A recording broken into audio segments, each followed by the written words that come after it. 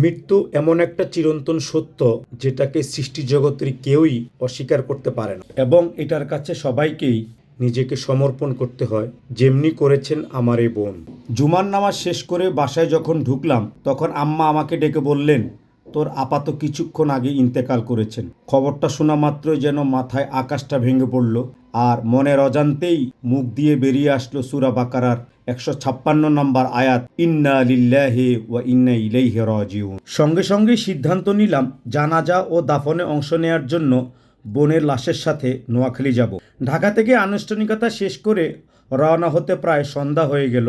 রাত 1টা নাগাদ নোয়াখালীতে পৌঁছালাম। পুরো রাতটাই লাশটা ফ্রিজার ভ্যানে ছিল সকালের অপেক্ষায়। সকাল হলে সকল আত্মীয় স্বজন শেষবারের মতো দেখে নিচ্ছেন তাদের প্রিয় মানুষটিকে।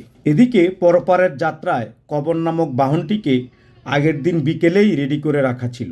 আগের দিন বিকেল থেকে হালকা বৃষ্টির কারণে কবরটাকে ঢেকে রাখা হয়েছিল। সবাই এখন ব্যস্ত মাইয়াতকে নিয়ে তাকে তার অনন্ত যাত্রায় কবর নামক বাহনে উঠিয়ে দিতে। এদিকে মাইয়াতকে দাফনের কাজ চলতেছে, অন্যদিকে আগত অতিথিদের আপ্যায়নের জন্য চলছে রান্নাবান্নার আয়োজন।